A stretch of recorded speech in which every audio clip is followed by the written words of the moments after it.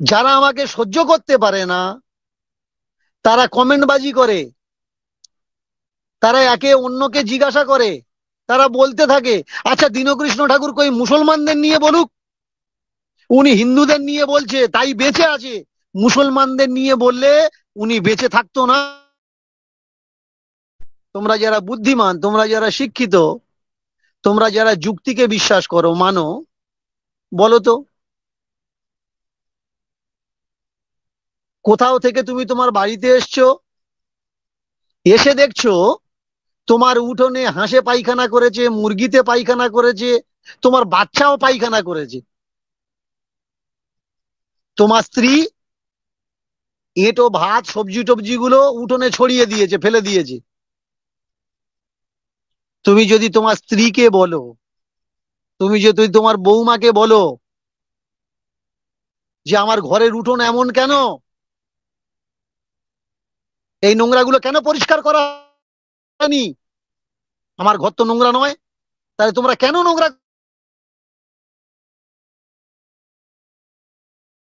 আমার বৌমা সংসার পরিষ্কার করার সব থেকে বড় দায়িত্ব, বড় জিম্মেদারি যাদের মাথায়, যারা এই কাজগুলো করে, তারা যদি ঘুরিয়ে তোমাকে উত্তর করে, তুমি মুসলমান পাড়ায় যাও, গিয়ে দেখো ওদের বাড়িতে অত নোংরা, তুমি ওদের বলতে পারবে যে ওদের বাড়িতে এত নোংরা?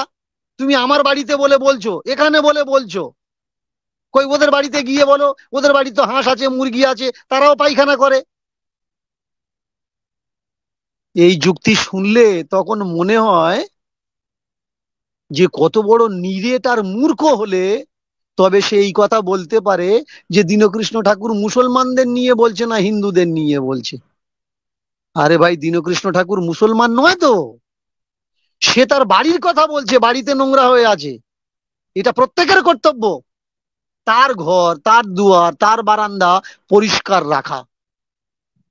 কার বারান্দাকে পরিষ্কার রেখেছে কিনা সেটা সে বুঝবে, কার উঠোনটা নোংরা আছে সেটা সে বুঝবে, তার ছেলে মেয়ে নোংরা কাপড় পরে ঘুরে বেড়াচ্ছে সেটা সে বুঝবে, ও বোঝার দায়িত্বটা আমার নয়।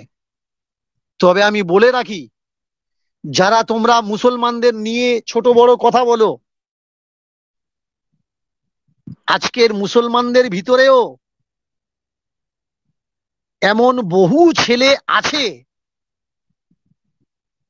তারা তাদের ধর্মকে সংস্কার করছে, তারা তাদের ধর্মকে পরিষ্কার করছে।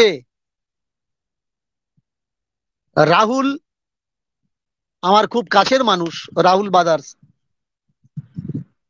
সেও তার কথার মাধ্যমে ধর্মের মঞ্চে বসে, ধর্মীয় মঞ্চে বসে তার ধর্মের মানুষকে সঠিক রাস্তা দেখানোর চেষ্টা করছে।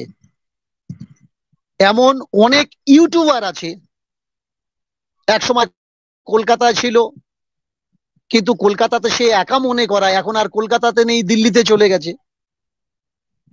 এমন অনেক ইউটিউবার আছে যারা এই রাজ্য ছেড়ে অন্য রাজ্যে চলে গেছে, কারণ ধর্মের সম্বন্ধে কথা বললেই বাইরের কেউ এসে তোমাকে আঘাত করবে না, আঘাত করবে তোমার ঘরের মানুষ, তোমার আপনজন। বাইরের শত্রু থেকে তো বাঁচা যায়, কিন্তু সত্য কথা বলতে গেলে কাছের মানুষগুলো যে আঘাত করবে, সেই আঘাত থেকে তুমি বাঁচবে কি করে? তাই সত্য বলতে গেলে যেমন কলিজা দরকার, হিম্মত দরকার, তেমনি সত্য শুনতে গেলেও কলিজা দরকার, হিম্মত দরকার। সত্য প্রচার করতে গেলেও কলিজা দরকার, হিম্মত দরকার, সাহস দরকার। মরার ভয় করলে হবে না। আমার একটা লেখ আছে, তোমরা কখনো সময় পেলে পড়ে নিও। মাথায় আমি কফন বেঁধেছি, ভয় আমার নেই।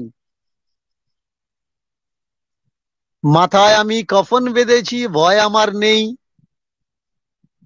তোমরা যারা আমাকে ভালোবাসো, ঘৃণা করো, তোমরা সবাই আমার ভাই।